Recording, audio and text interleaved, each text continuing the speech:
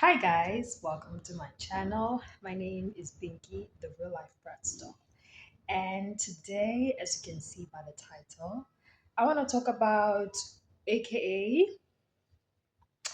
and the fact that his days were numbered. You know, I also want to give reasons as to why I everything I'm saying is alleged, by the way. I want to give reasons as to why I am leaning on the side of what we all assume happened. Also, keep in mind that I will be speaking as how I would imagine Anele's father would have reacted. And everything I'm saying is alleged. Everything I'm saying is what is this thing? Uh, hypothesis. That's not the word I'm looking for, but it's like I'm gonna be reacting. I'm gonna be putting my feet in Anela's father's shoes, and it's not his words. Don't come for me about that. I'm just reacting based on what I'm watching and I'm feeling, and if I had a child and like based on also me watching him and his interviews and how strong he is, as much as he was broken and I can see it and how he loved his daughter. So I'm gonna be speaking as that. So when I react and I like say things, you must know that I'm speaking at his dad and not as myself. So it's been a month since Anele fell to her death from a Cape Town hotel. Now, since then, there's been weeks of speculation about the circumstances surrounding her death and the nature of her relationship with rapper AKA. Some have questioned whether it was an abusive relationship, whether he's told the truth about what he knows to have happened in those hours leading up to her passing in Cape Town. Today, we speak to the man himself from his home in Johannesburg to get his version of events. Keenan, good evening. Good evening. Thank you for speaking to us. Thank you for taking the time. I think a lot of people are wondering at this point because we haven't seen or heard much of you. A lot of people wondering, especially your fans, how you are doing. How I'm doing? Well, obviously, I'm in a state of grief, sadness. Um, for me, Anele still is my whole life. My wife, my wife to be. I wake up every day. I'm numb. I find it very hard to get up in the mornings to make it through the day. I'm in grieving and in mourning. There's so much noise around everything. There's so much that's going on that it's hard for me to take the time and to find the time and the peace to mourn and to grieve. My thoughts are also with her family. It's not just my loss; it's their loss as well. With my family, it has been very, very, difficult for us as well because at the end of the day, we were going to become one family. And I just feel like all that potential and my whole life has kind of been pulled out from underneath me. So I never wanted to lay things bare. I never wanted to really be in this position and have to. Do you hear that? I never wanted to lay things bare. It's giving you a part to lay things bare. that was the first red flag for me. It's like it's giving you trying to paint an image. You trying to drive a narrative. But okay, let's listen. to explain. I just wanted to mourn and grieve. But I think the events of the last week or the last two or the month or whatever you want to call it has really put me in a position whereby I now need to tell the truth. And I need to speak and my voice needs to be heard because people want to know from me, what my explanations or my answers to their questions are. And going into this interview, it's very, very important for me for people to understand Anele was my and is my absolute world. And for me, it's about preserving her memory, her legacy, and for her to be remembered in the right way. And I will do anything to protect that and that she's remembered in the right way, which is creative, fun. Repeating, remembered in the right way. Giving script once again. Hi. Okay. Talented, the most beautiful girl I ever laid my eyes on. So it's hard for me to sit here and talk to you tonight. Um, and I just want people to know that and myself, my family, and also my thoughts go out to the Denver family. We are grieving, we are hurt, we are in a place, I'm in a place that I've never been in before. It just feels so desperate for me. Yeah. And let's talk about that day. It was the 11th of April in Cape Town when a lot of us started to see the news on social media. People started tweeting saying something has happened outside a hotel. And then came the tweets that said, AKA's fiance is thought to have jumped from a hotel. Yeah. Where were you as all of that was happening on that day? Well, I think it's important to tell the story of the whole day. Wow. What do you mean the whole day? Like, it's a simple question. You guys are married. Obviously, you are together the whole day. What narrative are you put? Like, you are definitely pushing a narrative, sir. It's simple. Like, this doesn't even have to be an hour interview, bro. Like, I, I had gone to Cape Town with her. We had work. She had accompanied me to many of my work engagements. So it was a great day. We went down to Cape Town. Now that I think about it, we had the best time. Myself and Anele always had the best time. She was wow. He just has to emphasize on the best times before he mentions what happened. Like, of course, you had the best times. You're married. You guys, like, you would have the best times. I, okay, that's my full man. of life, laughter. We went to the V&A in the day. We had lunch with our friends. We went shopping. We went back to the hotel. She got dressed. She looked beautiful as always. And then we went to work.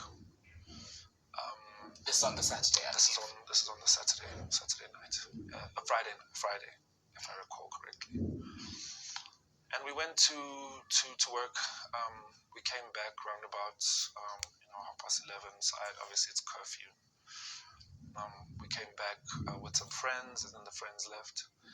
And then prior to that, week of us going down to Cape Town, myself and Anele had been having a particularly difficult week in our relationship.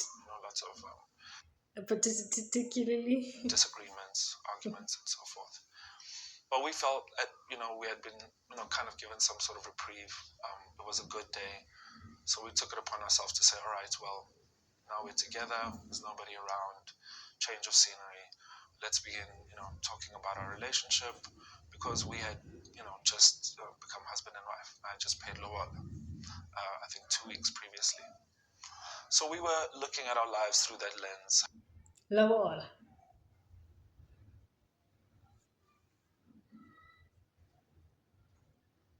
He paid Lawal. Anyway, nah, bro, he's giving culture vibes. This guy. Ay, ay, ay, ay, ay, ay, ay, ay, ay. Okay. How can we fix our problems? How can we go forward? And how can we build on the issues, build past the issues that we have in our relationship? What were the issues? Before I get to that, so we sat down, we spoke, and naturally we started disagreeing again, arguments, and things got more heated to the point of it was the early hours of the morning. So at one point, Yeah, so when long. things really kind of started to take a turn for things, I decided it would be best that I remove myself from the situation. So I decided, you know what, I'm going to gather my belongings.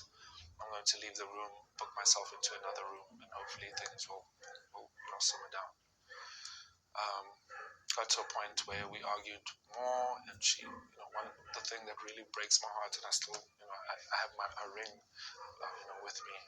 It's really the only thing that I have of hers, of her belongings, and she took it off and she kind of threw it at me, and we said very mean things to each other.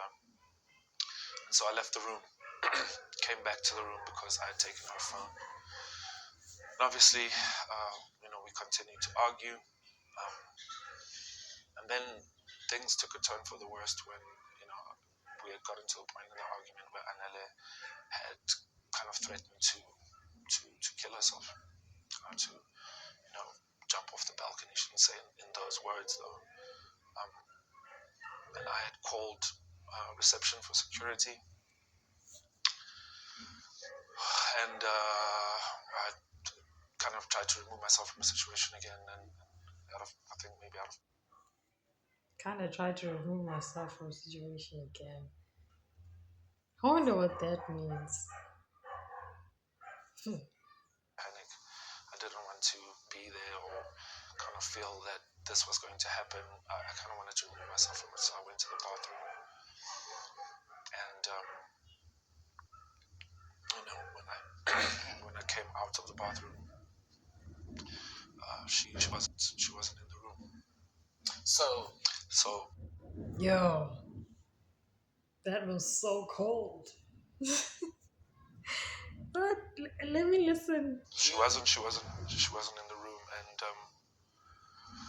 so then I look around the room and she's not there, and I go to the balcony and I look over the balcony and I look down to the street. That's where she was. Bro, not only was he cold, he literally was like, I looked down the street and that's where she was. Like, no emotion. What? So she wasn't in the room, and so then I look around the room and she's not there, and I go to the balcony and I look over the balcony and I look down to the street. That's where she was. That's so cold. That's where she was. Like, notice how this guy is zooming into his face and he's maintaining a straight, neutral face. Like, that's your wife and that's how you're reacting. Like, that's where she was. Like, looked around the room. How did she become naked? How did she become naked? How did she become naked?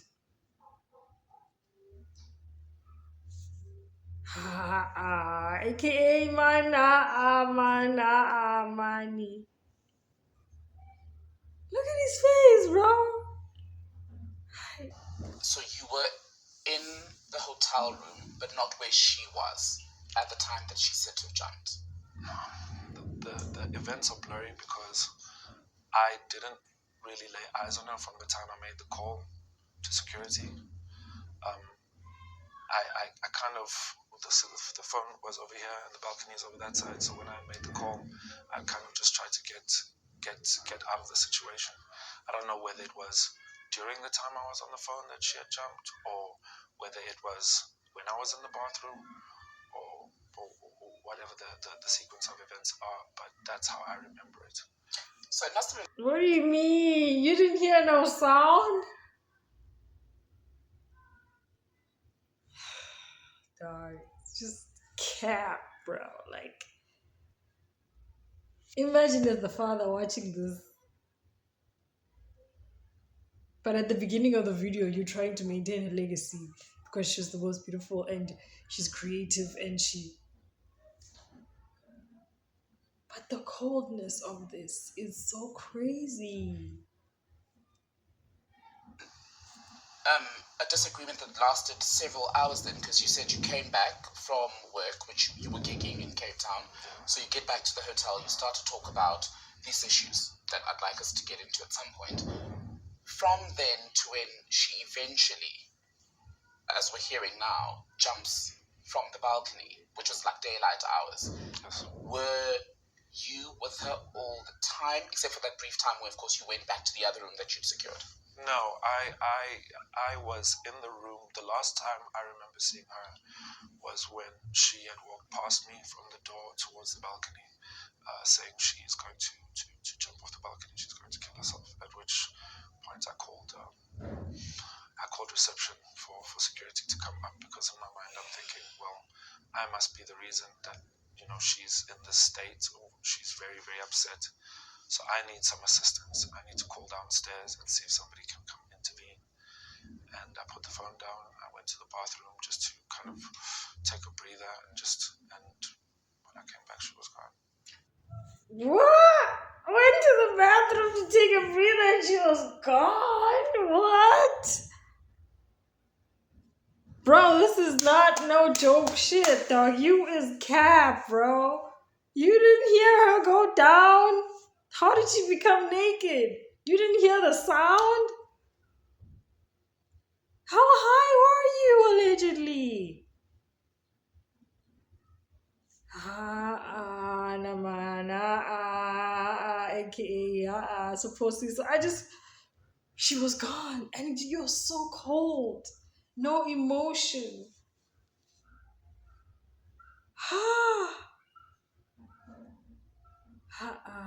Nah. Where was the help then between when you go to the bathroom and when you make this grim discovery? Did anyone actually come from the hotel? No, nobody came. And a lot has been said about the nature of the relationship, right? A lot of people were seeing in the last week or so videos of other disagreements that you've had, a lot of it seeming to be quite in the extreme as far as disagreements go. What were the issues that you were trying to iron out in Cape Town? I think as a couple, we did have a very tumultuous relationship. I put that down to being about passion. We're both very passionate people. We passionately loved each other very, very, very, very much. That is why we wanted to build our whole lives together. But I think passion goes both ways. In this case, disagreements that we had could be quite intense. And on that day, when we were speaking, it was about a variety of issues in our relationship. Issues that I don't feel I really want to lay bare, because Anele is not here to speak for herself. Anele is not here to give her side of the story. But what I can tell you is,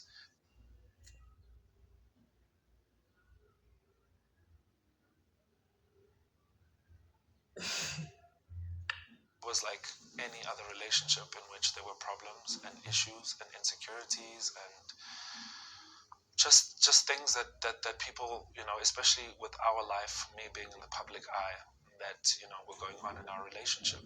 And there was a lot of passion. And speaking to the images of the last week, I understand what it looks like. I understand that I need to own that. I understand that I could imagine, I regret it, and I can only imagine how I must have frightened her, how scared she must have been. And it's not something that I'm proud of. And it's something that I need to own.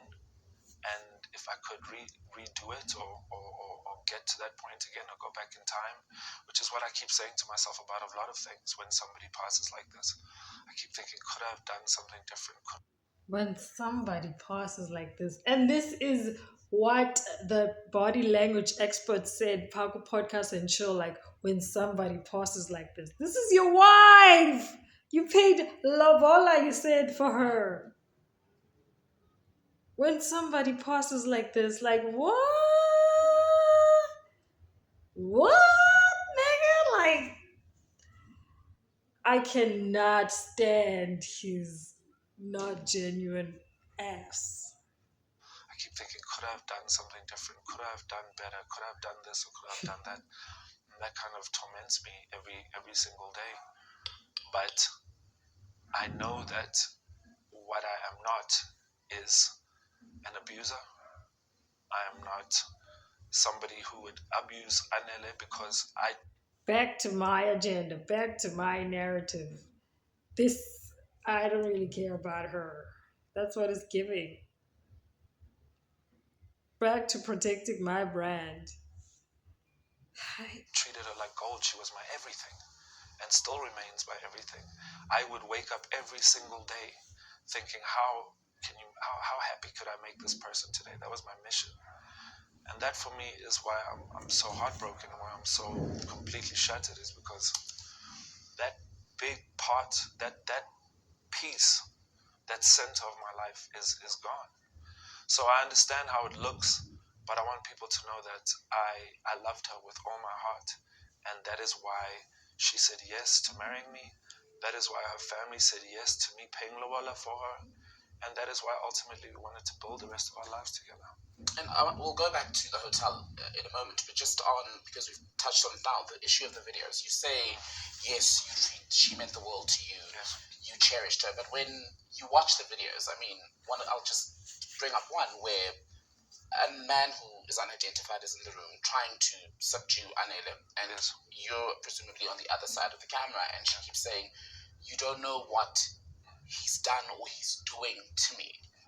Now, to those of us looking in from the outside, those don't sound like the words of a woman who was well taken care of and always felt loved.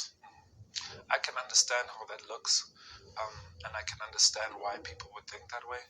Just to give some context into that day of that video, we had come from a work in Pretoria. We had come back from a show, and that night Anele had actually tried to. We'll get through it in this interview, I'm sure. Anele had tried to jump out of the car while it was moving, for instance, that night. And we had more disagreements, and when she says you don't know what he's doing to me, I cannot speak to that, because like I said, she's not here, and I can only wonder what she was talking about, what she was referring to. But what I do know that is that I loved her, and I did everything I could to take care of her, and I cherished her. Myself and her father had a great relationship. Me and him used to talk all the time about the issues in our relationship. My mother at some point was very vocal with Anele. So we had also not just lived our relationship in this little bubble between each other. We had also spread it around in our family, and whenever there was conflict, we had tried to resolve it through our family as well. Interesting that you mention an incident where you say she tried to jump out of a car. I'm assuming this was a moving car. And again in Cape Town, she then said she threatened to jump off the balcony, which at this point is what is said to have happened. What do you say to people who say then, if she had shown behavior that suggested that she was likely to harm herself, why would you leave her alone for any amount of time when she had said to you, I will jump off the balcony? Well, in my past experience with Anele, it wasn't the first time that she had attempted to do that or had threatened to do that. She had done that here in this home upstairs before. She had over the phone threatened, or I don't know, I don't want to use the word threatened because it feels like she's holding something against me, but at times it could feel like that. Threatened to drive her car into a wall. She had to be talked down off a ledge at the Hilton in Durban. And she had also spent some time in psychiatric care in Durban after. Now, is this with you, or was this even before you came into the picture? Because wait, let me listen. That incident. So you need to understand that I am a person who was with somebody who had gone through this before. And for me, I felt like in that moment, I didn't really believe that Anele would do that, right? Because I'd been through it before with her. But at the same time, I felt like I wanted to remove. Oh, so it was with you. Because there was a statement where the father was like, she's never been suicidal. So when you're saying this happened before, you made it seem like it was before you came into the picture, but it was all with you, which means the toxicity was in you guys' relationship and in you too. Okay. Myself from it, because if I'm the cause of this, then something in me said, just get away, get away. I shudder to think what the situation may have been we don't know what the outcome may be had I made a different choice, but we'll never know. But that is the choice that I made. I wanted to get away from it, remove myself from the situation. And in my mind, I thought I was going to come out of it. He's repeating this, remove myself from the situation. Like right now, it's giving you trying to remove yourself from the situation. Like you trying to dodge every stray or whatever it's called. Bathroom, and she'd still be there. Do you regret leaving her alone for those? I regret many things, not just that. And in the hours after it happened, I thought about not just that night, but I thought about my entire relationship with her since the very start of when I knew her. Could I have done this? Could I have helped her like this? Could I have taken her disposition a bit more seriously? Her medication. Should I have been more pushy with her taking her medication? Should I have paid more attention to the way I spoke to her? Things like the video of the door, for instance. Your mind casts back to those types of things and thinks, what could I have done for a different outcome? Why did you break the door? Because that's been one of the most shocking images that people have seen. I mean, for those who haven't seen it, I'll just describe it. It's a door with a hole punched right in the middle. According to what's in the papers, she had gone into the room, locked herself in to get away from you in this very house, I assume, because you had again had some sort of altercation, some sort of disagreement that escalated quite quickly. Yes. Well, that is the case. Like I said before, lots of passion in our relationship, lots of stubbornness, emotions running high. And it was an argument that we were having, like many of the arguments we have had before. To tell you the truth, I cannot recall what we were arguing about. But what I do remember is breaking that door. So nice. Now that she's gone, you can just say, I cannot recall what we were arguing about. Hi. Should I switch on the light, Lord? It's summer. Maybe it'll get darker later. I think you guys can still see me properly. Or should I? I don't know. I can only imagine how scared she must have been. I can only imagine how terrified I must have made her. And that's something that I own and I wish I could change. And my heart breaks just thinking about it. And people make mistakes, and that's a mistake that I made, but there are consequences for mistakes, and I'm paying for those consequences. You speak about a passionate relationship. Many relationships are passionate. Very few people end up with their partner locked in a room, and so passionate are you about an issue that you don't even recall, as you say now, that you go to the extent of breaking a door. So, was your passion violent? In that moment, definitely. In that moment, I took it too far. In that moment, I scared her. In that moment, I wasn't the man I was supposed to be towards her. Was it the first time you had scared her in that way? Not in that way, no. I don't recall. Cap. I should switch on the light. Cap. Scaring her by breaking down the door before. Had you ever hit her? No. What, apart from the incident with the door, what other violent, maybe not you hitting her, but what other violent incidents do you recall between the two of yourself? Define violence. Where, for example, there's breaking of doors, there's the trashing of a room, Oh, that type be it of in the house or at a hotel. It had happened before. It had happened before on both sides. Did he say define violence?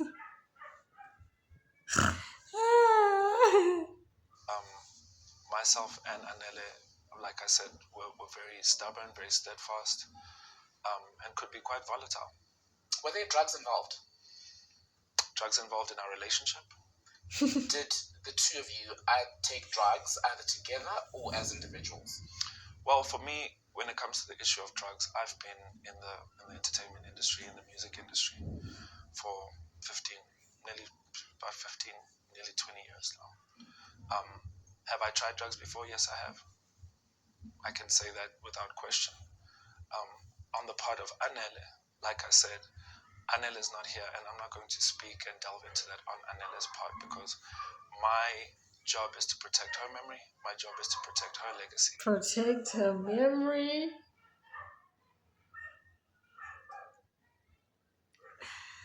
So it's giving you protecting your brand, actually.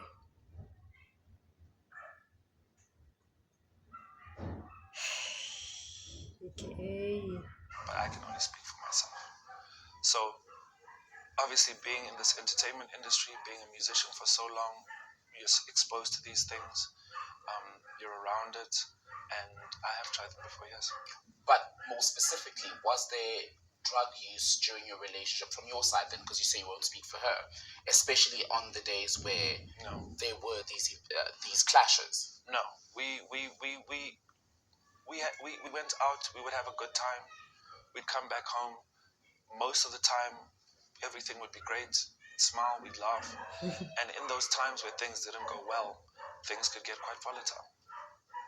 What do you say to someone who's going to watch this conversation and say they find it very hard to believe that this was just normal couple disagreements or just normal anger outside of the abuse of any other substance, be it drugs, alcohol, or whatever, when you look at just how high pitched everything was from what we've seen? I think that people haven't seen everything. I think that for me, experiencing it and living in it, to know the whole story, everything that encapsulates myself and Anele's relationship is privy only to us. Only we know the full story. What's out there and what people consume is unfortunately the tip of the iceberg of what they may consume.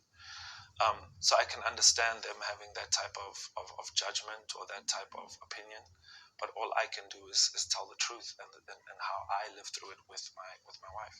And here's the the difficulty, I suppose, in you telling the truth at this point is that we sit here, unfortunately, in a situation where a young woman has died. There are questions about how she died, and you say you are telling your truth, and she's not here. I didn't say I'm telling my truth. You're telling the truth. I'm telling the Okay. truth. Because there's no my truth and her truth. There's only one, the truth. Yeah. And the issue I'm saying with that is, for those of us who weren't part of your relationship, is we don't know if this is the ultimate truth precisely because she's not here to either corroborate or refute what you're saying. Yeah, she's not here. So, like I said, we're having a conversation today, and you're posing me the questions that a lot of people want to know, and She's not here.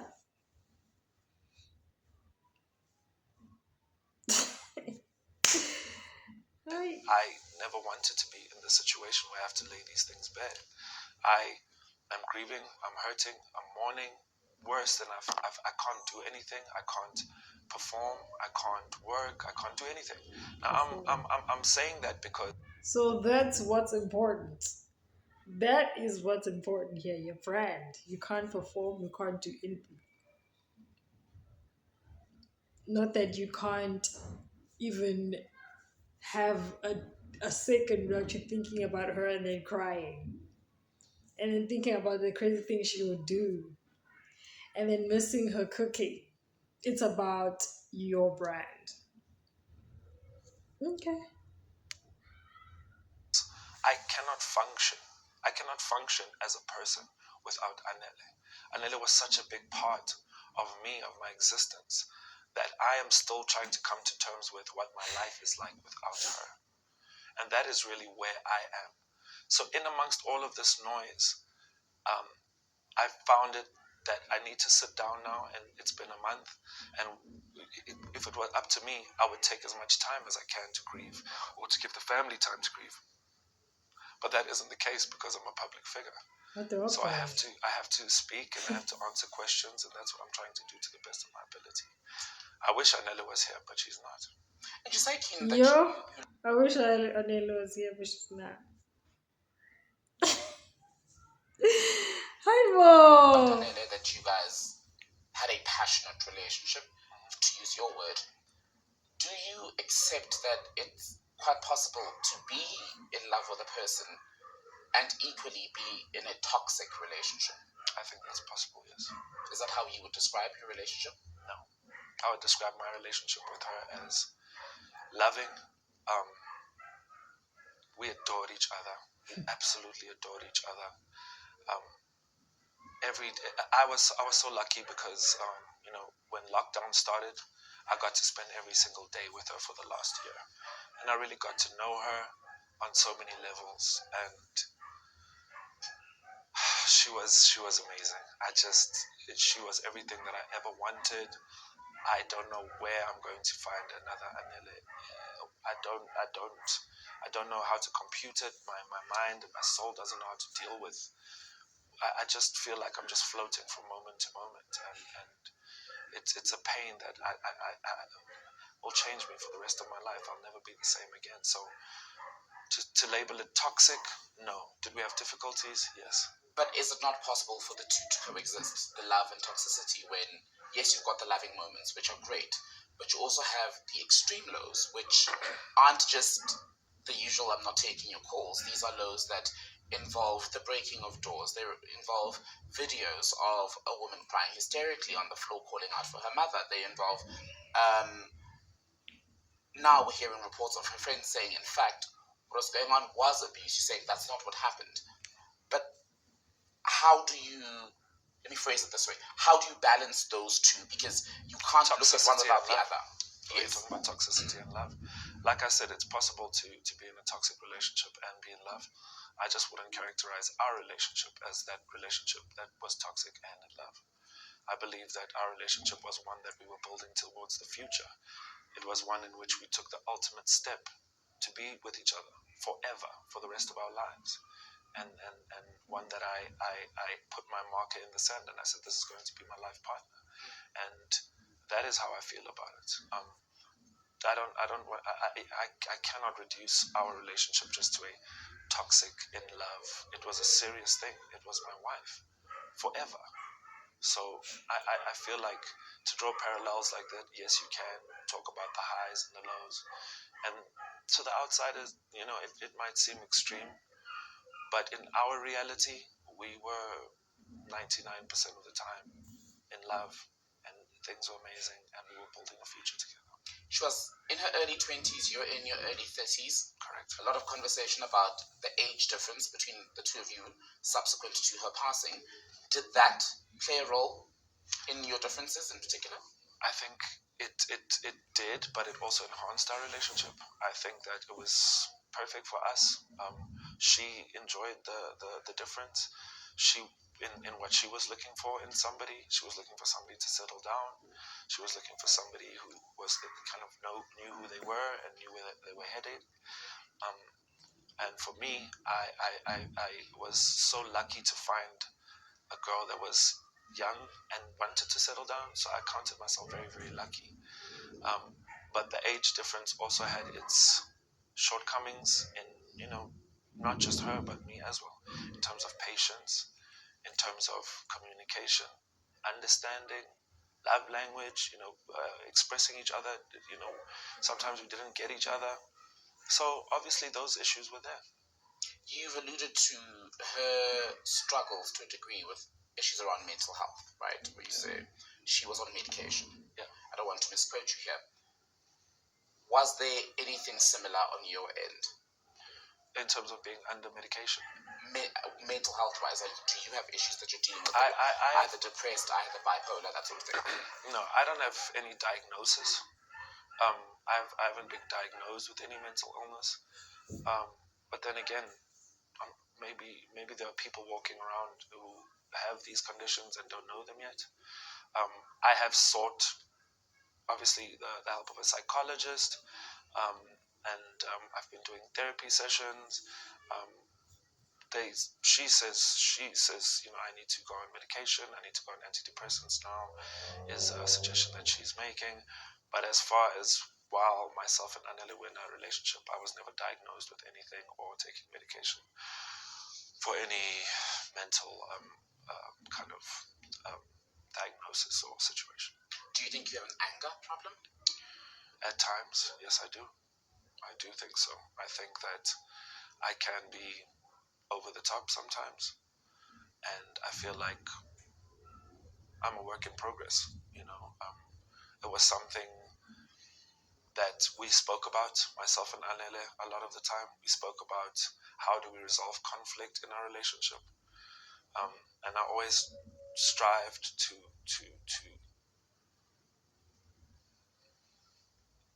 communicate better, to be better, and to do better by her. Did you start, and you started that work, at what point in your relationship did you start working on that aspect? Maybe a few months into our relationship, we really, because we knew, we could see where this was going, and we really, really felt special about each other. And we really knew this could be my husband or this could be my wife. We knew pretty early. So we kind of started taking a very serious view of our relationship very early and started trying to mold each other into where we ultimately wanted to go in life. But why decide to marry when there was already these very serious signs of things that had to be worked on by your version on both sides? Why not marry? Because when I don't want to sound romantic, but for me, I had found the one, and she had found the one, and we viewed it as, well, we've got issues, but we are going to work through them because that's what married people do. That's what people who are not married do. We work through our issues. We sought the help of our parents. Um, we were actually due for counseling, for marriage counseling, in the coming week, after this had happened. So the steps were there for us to try and resolve our differences. We had sought spiritual guidance from pastor.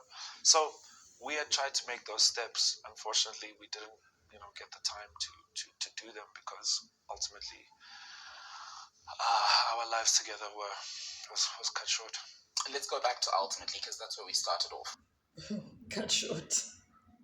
And then he breathes out like it's another day. The morning of what had been these hours of disagreement, and when you ultimately go again, just to recap, go into the bathroom, you come back, and she's no longer in the room. You look down, and you then Wait. Oh, see her lying on the side of the road, at least from the pictures that we saw, is where she was. Yeah. What goes through your mind in that moment? Mm, um, I just started screaming, "Oh my God! Oh my God! Oh my God!" Um, it's something that's ingrained in my mind forever. It's not easy to think about. It's not easy to talk about. Um, I remember going out onto the balcony. By the time I made it out to the balcony, there was a gentleman to my left who was already on his balcony, just to the side and one up. So I looked out and I looked down, and as I kind of reeled back, he was standing there. I remember saying, I just started screaming, "Oh my God! Oh my God!" and just losing my mind. As soon as I kind of made sense of what was happening, maybe after about 10 seconds, 15 seconds or so, I ran next door to where my friend was. Started. next door to where your friend was? How about running to your wife and checking if she's alive and screaming your lungs out like help? Like you went to your friend for what? Banging on his door, just hysterical. And he opened the door, dragged me up off the floor, and that's where the whole nightmare began. Everything just started moving. People, and my friend went down to downstairs, and I wanted to go down. My bae said, "No, don't." Did you stay in a room? No, I was next door, so I ran out of our room next door to my friend's room, and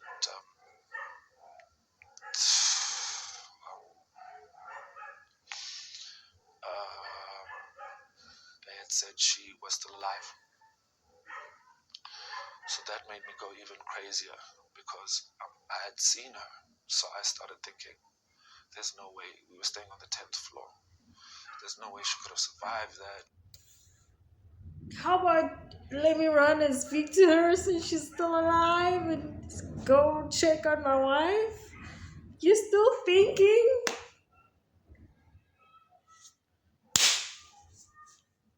I agitata Anele. Bro, I'd be looking at this nigga like, shut up, my dog. That's your story? It's TikTok on you, my dog. It's TikTok on you. You, doggy. She was naked. That says something happened. You just sugaring it and watering it down. You sugarcoating it and watering it down, and something happened. Even if you didn't push her or you accidentally pushed her, something happened. How did she become naked? I think I have something in my eye even. Let me check while I Why are you listen. telling me this? Like, you're only messing with me. Don't tell me something like that, you know. And then I stayed in the room, and then they kept me up there. And then at some point, my friend came up, and I could just see him. He just looked at me, just shook his head like this, and It's almost like they're talking about a dog, bruh.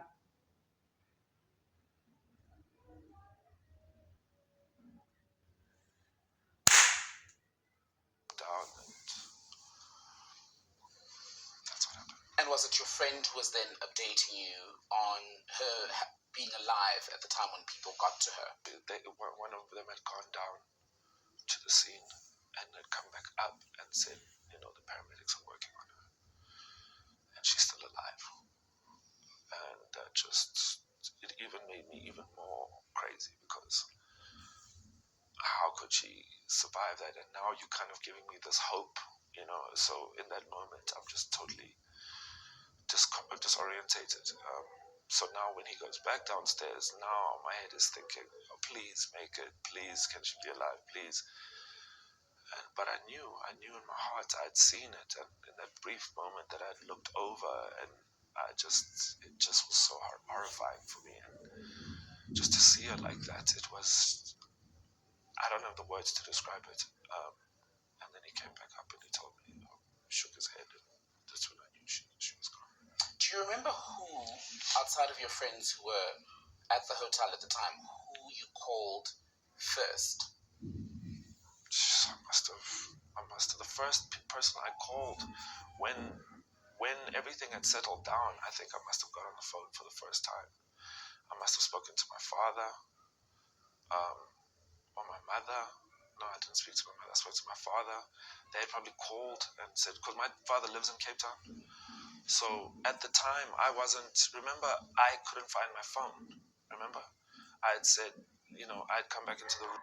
Remember? Like, remember the narrative? Yeah, we're still on that road. Hi, this is not funny.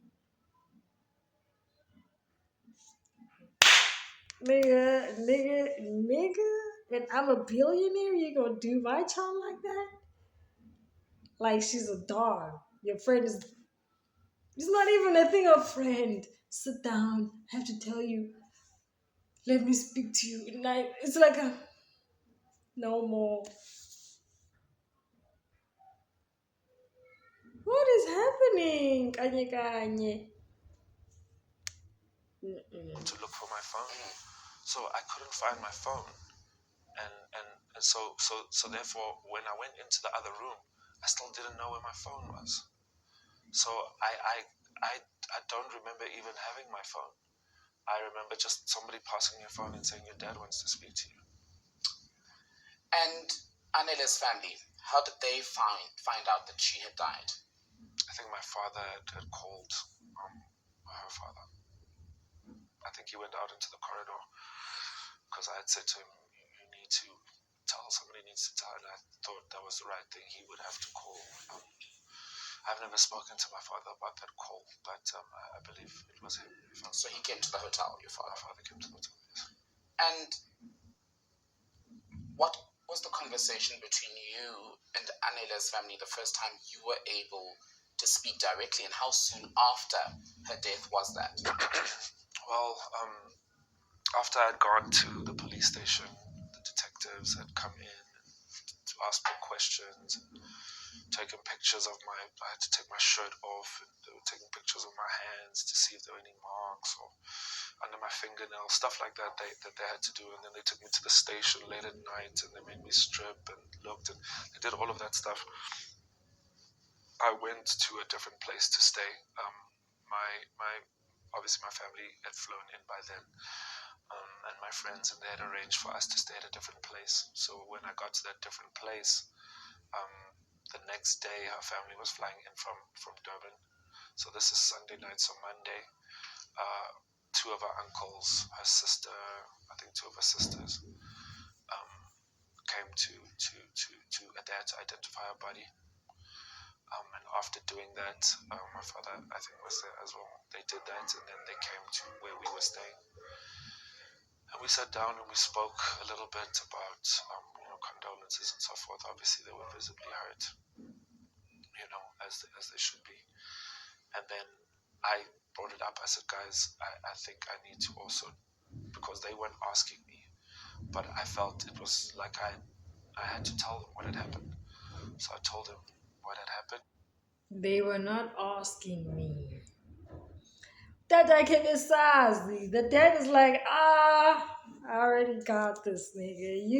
There's no need for you to tell me. If you want to tell me, I'm gonna listen and act like I'm listening and see if you're real or not. But I already see that you're not authentic, and the way you're moving is giving.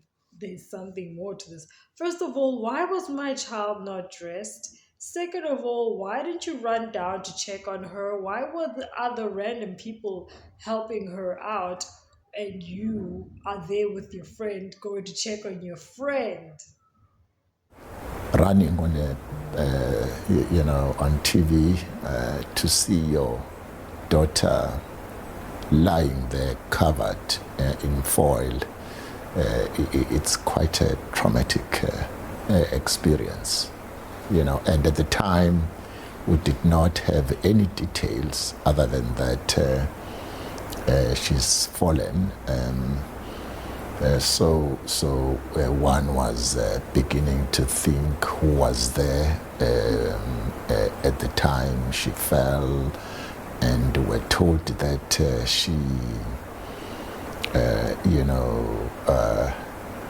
was alive for something like 20 minutes. I began to say, oh, who was there? Who saw her?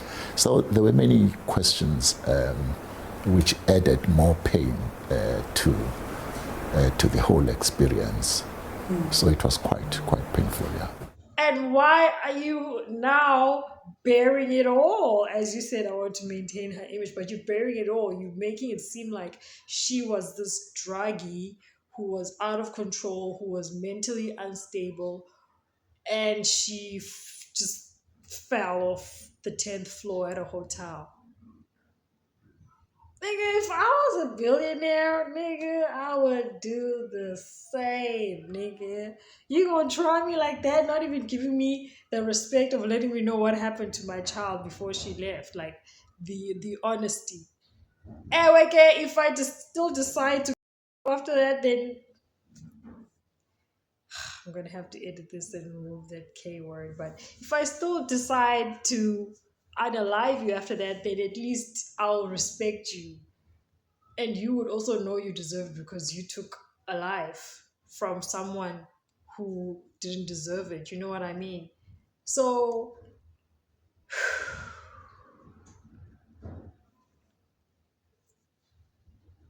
yeah, ne? Yeah, ne? I can imagine him watching this interview. He told his workers like, I'm gonna take 2 days off just so that I can analyze this analyze, strategize after that because this nigga's trying me. How you gonna tell me you just went to freshen up your face? Next thing she's the disrespect. Okay. as I told you now. And then they kind of nodded, they kind of took it in, and we spoke a bit about arrangements to get our body back to Durban, and then they left. Was there any blame, especially after you told them that she died after an argument? No, there was no blame. They didn't blame me in that moment. They didn't say anything. If anything, they were quite compassionate and quite mournful with me. They could see I was in a state. I could see they were in a state. So there was none of that. Let's get to the day of the funeral.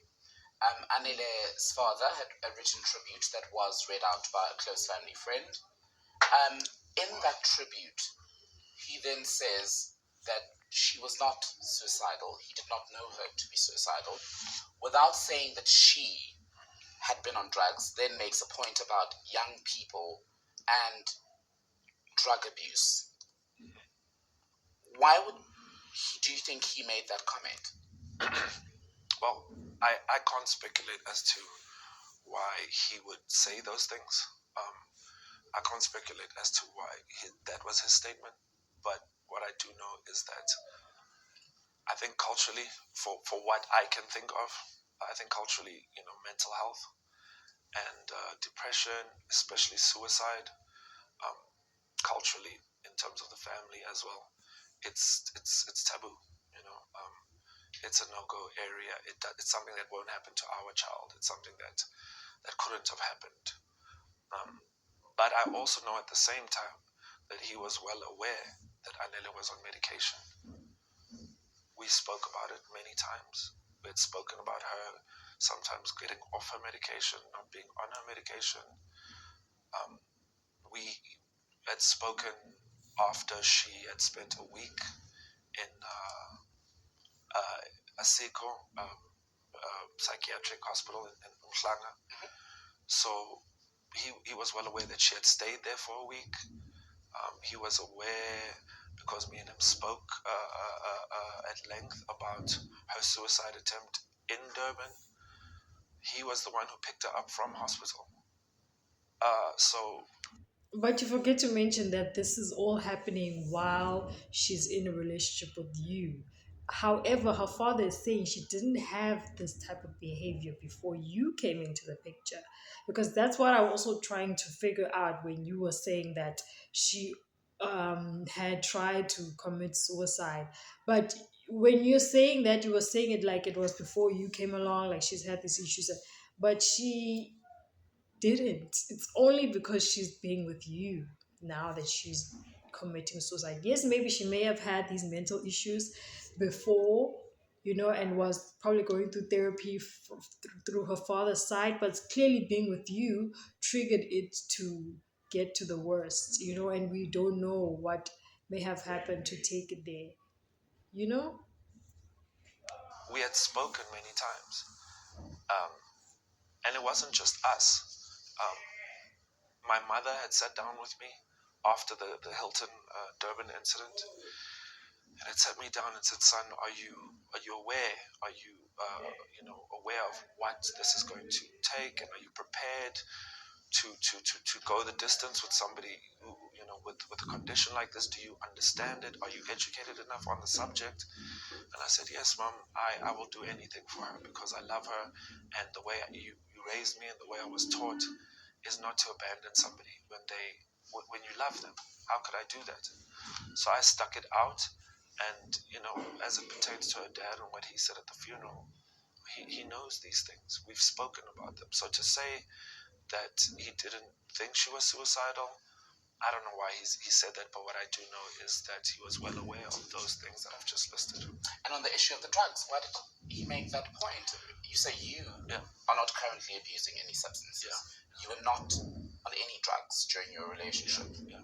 Was she on substances? Like I said at the start of the interview, I'm not going to point fingers at Anele and say she was this or she was that, she was or she wasn't. For me, I'm here to speak, to protect her, to protect her memory, to protect her legacy. That's what I'm here for. So you would have to ask him why he would say something like that. The people who've questioned your decision to issue a statement on the eve of the Sunday newspaper reports, where two publications, I think, ran with the same story with the videos, which they had got from a friend or friends of the late Anele, right? Yeah. Why go the route of a statement versus, for example, giving a quote to a newspaper? Were you responding to the inquiry firstly from the newspapers? Were you trying to preempt the reporting? Yeah, I had gotten a call on the Saturday morning about the story that was going out on the Sunday.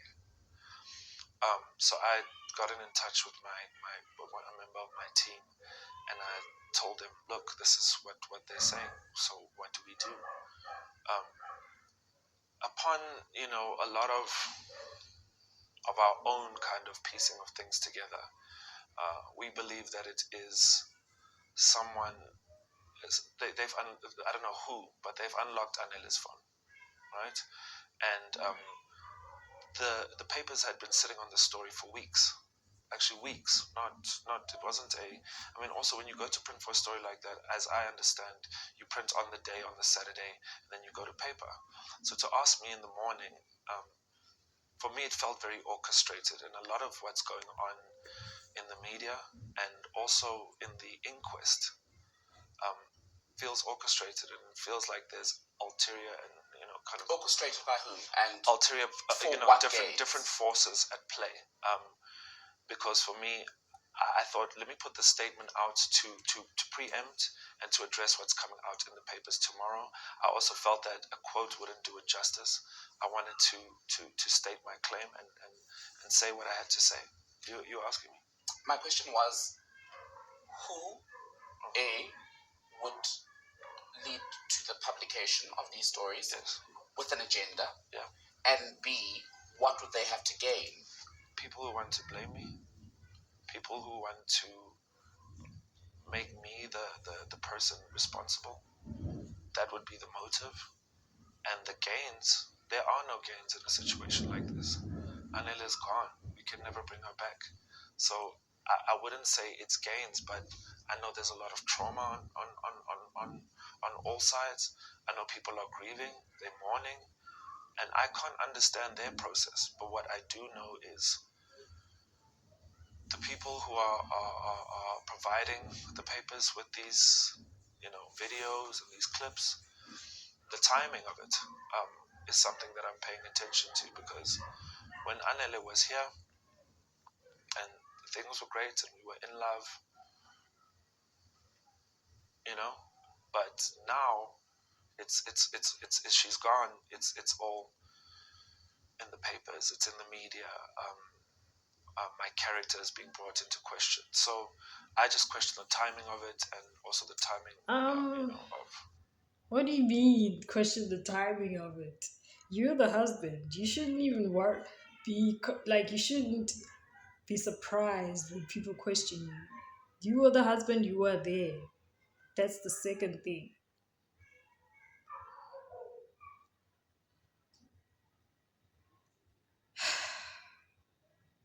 The videos, and I question the sources as well. So, but do you at the very least understand why there'd be some anger directed at you, be it from your friends and family, given precisely the fact that, yes, these are snippets into your relationship, but these are things that did happen. So, when people are trying to make sense, especially of someone who, as we're saying, took their own life, they will try to look at the factors that may have contributed to that. And some would say, in fact, you were a part of that, maybe not entirely, but you may have been part of pushing her over the edge. Myself and Anele's lives were intertwined. We were going to build a life together, like I said before. And it's impossible for whatever she was going through at any given time while she was with me not to have anything to do with me. I was her life, she was my life.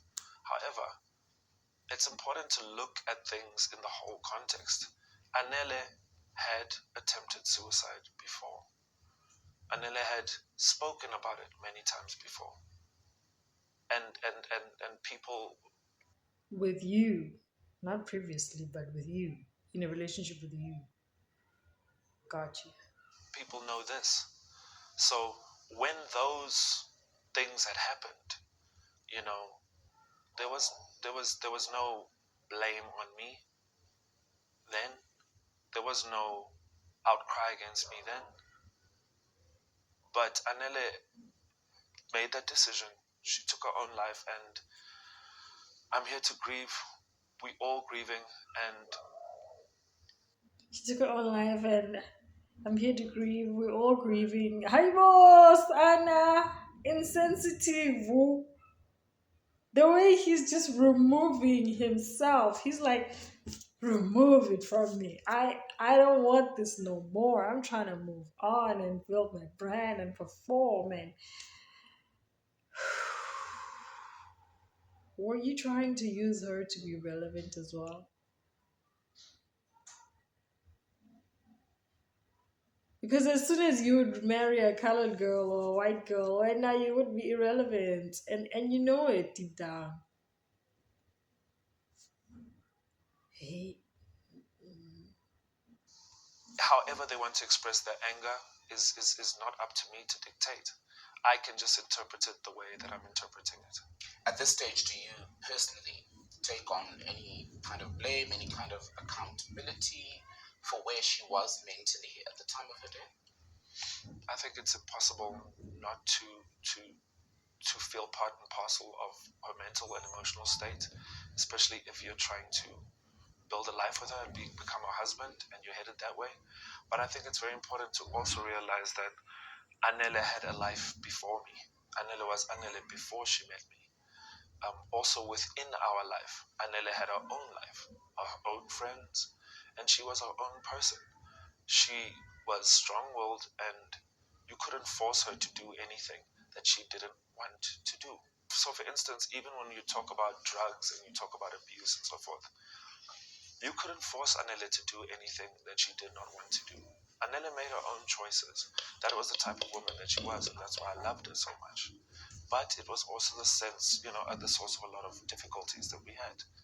So to say that I'm responsible, I wouldn't use the word responsible, but I would definitely say that wherever she was at that point in her life, my life and hers were intertwined, yes. I think it's worth saying, though, that you make the point about how she was strong-willed, she was stubborn, she made her own decisions, but the nature of abuse, even over and above your situation, is that even the strongest women can be abused despite being strong. So I think that's worth saying. But another thing that you said is that you think someone has now managed to get into her phone, and that's how the videos are now circulating. Yeah.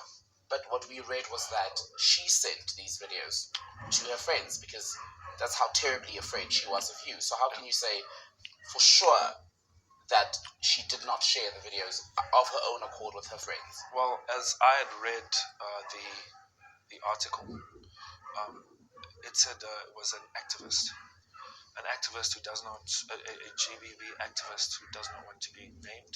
Is that how they put it? Who is this activist? A nameless activist? I don't understand. Well, people could also make the argument. I also don't understand. Every source is nameless. Everything is nameless. There is no accountability. Nobody is. So for me, it is in my opinion, and also for reasons that I can't disclose, there is information that has shaped my opinion, and that is my opinion. My opinion is that it is not a friend who has decided to step forward all of a sudden. What is that information that has shaped your opinion? I can't disclose that information. Do you believe it is her family that's behind what's going on? I can't point any fingers at her family. When last did you speak to the Dembe family? The last time I've spoken to the Dembe family in particular, her father, was the day after the funeral. I had gone to, see him the day after the funeral, before I was supposed to fly back to Joburg. I thought to myself, well, the right thing to do is to, like I had explained, because there was no time for closure. We had had the arrangements for the funeral.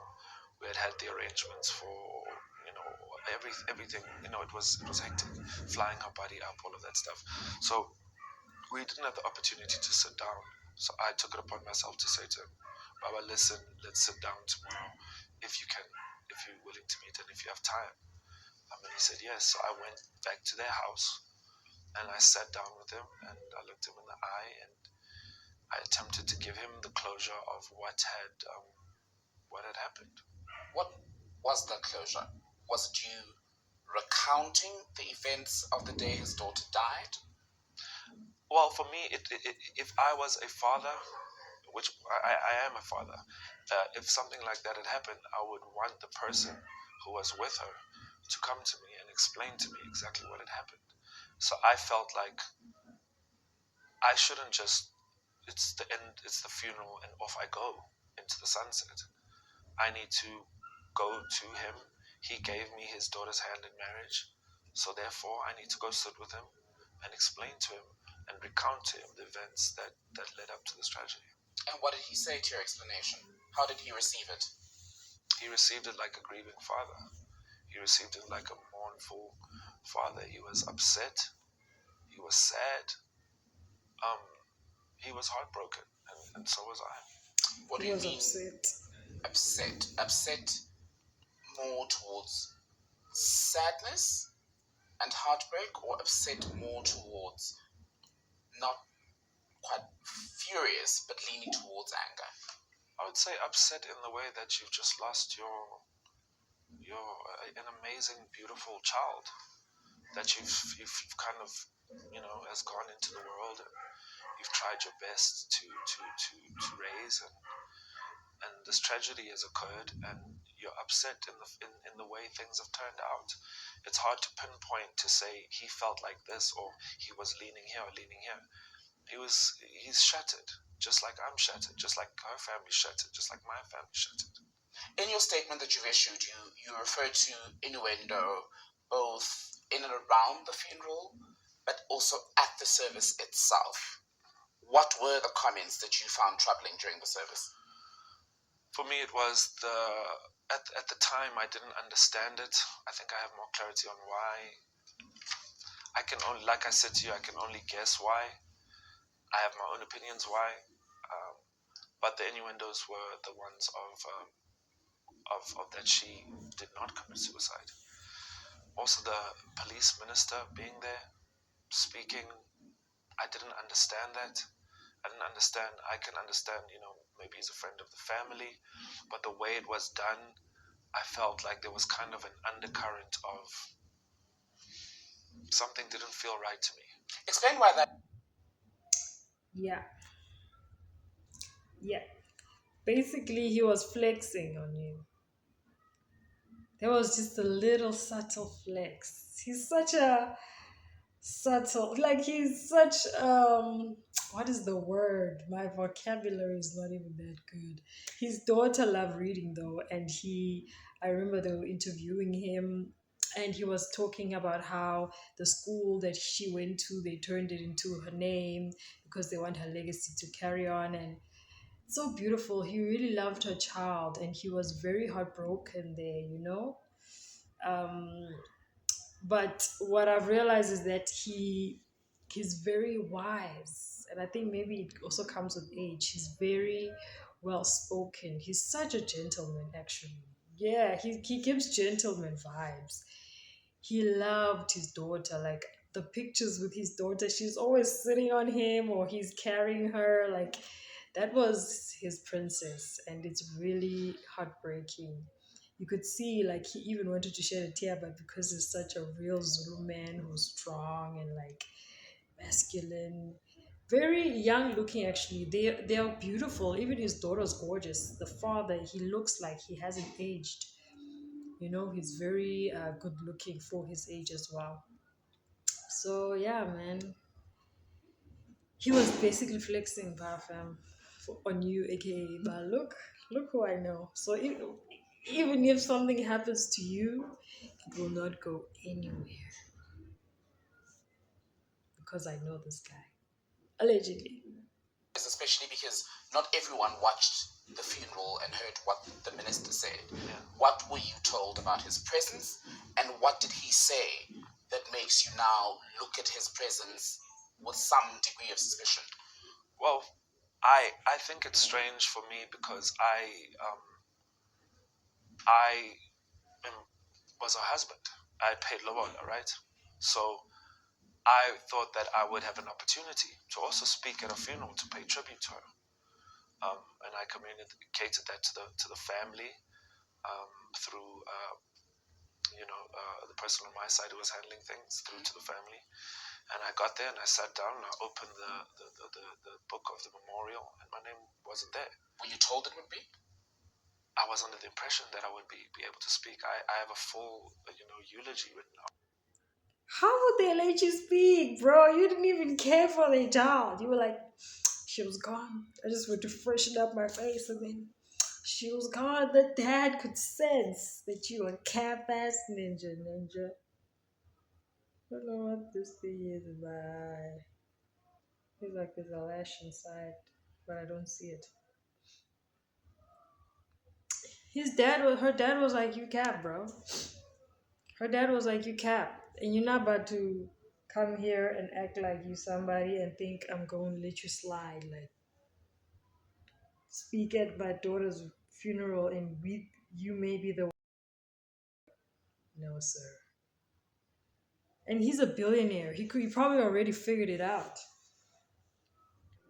So as I was saying, Tataka Anele was just flexing. Allegedly, everything I'm saying is allegedly. He was just flexing that who he knows, like he was low key giving you a sign of what was to come. And if I was a billionaire like him, or what he allegedly is, and I was connected politically, and you do my child like that, and then you will come out and act like it's not what it seems like, because she was down there not clothed, which means something happened. And then how you handled it, bro, he was looking at you like TikTok, bro. And he was so wise in the way he spoke, even on that interview. He was like rejecting all these allegations that they have tried to kill him. But he was also hinting, a lot, if you were able to read between the lines, how hurt he was and how suspicious he was of her passing, he really loved his daughter, and that was his heart. That was his nut, nigga. Like, what? He was like, you know what? Come to Durban, bro. I got some. I can't wait for him to come to my territory, because he mentioned something on the news, but because that's where he's from. Durban is where he's from, which was another thing where he's like, oh, so he came to my territory and that's where he passed on. So it's like another subliminal sign that you came to my territory. I was waiting for you to come to my territory. Like, how you gonna move on with your life and perform? Because that's what he was even saying on that interview. Like, he can't perform, he can't do this, and then he turns it around because he sees like, oh no, people are gonna be like, oh, I care about my career. This like because without her in my life. But that's what you were doing before you met her. What do you mean without her in your life? You care, bro. You are in Nasano Deep I would do the same. I would do the same. Especially with a country like this. Hmm. Bro, Cyril is worse than whatever he's ever done, allegedly. Cyril still hasn't answered for Marikana and those couches and that money in that couch. So in Palapala, like, that guy just took the law in his hands because he was like, anyways, I know the law is not about justice, it's about who you know and how much you have. I understand, Nasha. I understand his actions. And I feel like AKA is not genuine.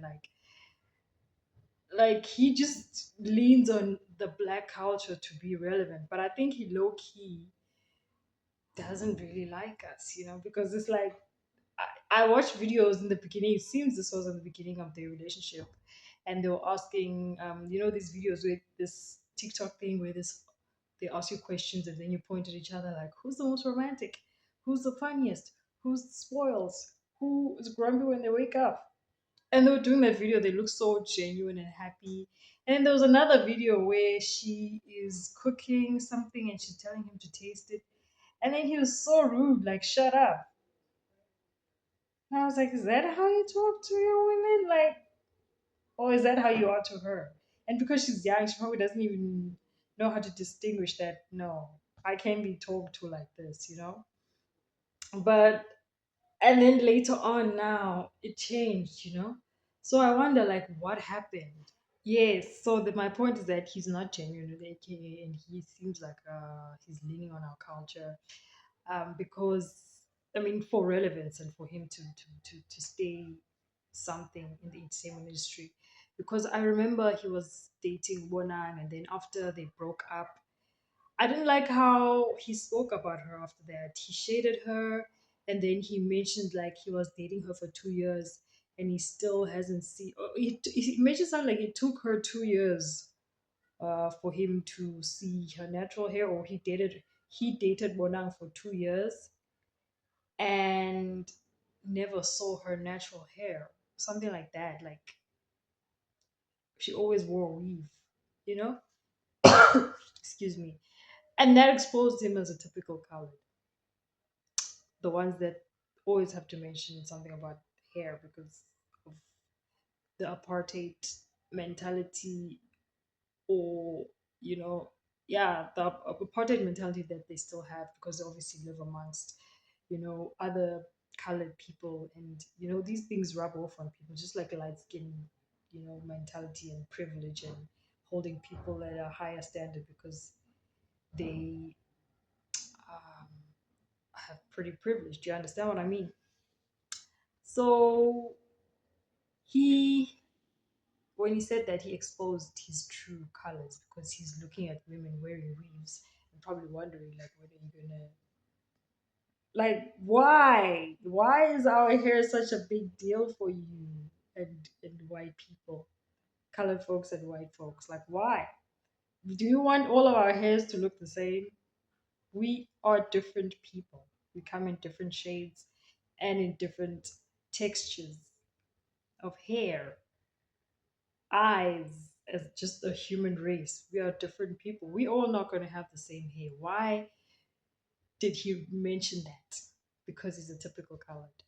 Because now, why would you say that about the queen bee now that you have milked her? Because she's the it girl. When you dated her, actually, she made you even more relevant. Let's be honest. As much as you are talented, but she was more of a person who helped you. You know, and it was very distasteful and tacky. I don't even know what tacky means, but I think it's appropriate for this, for him to say that, you know. So yeah, basically, I never really was a fan of AK. I never really was drawn to his energy because he gave narcissistic and arrogant and yeah. But he's talented. There are some songs that he had where I'd be like, yeah, this is a nice song, you know. Yeah, but basically his days were numbered.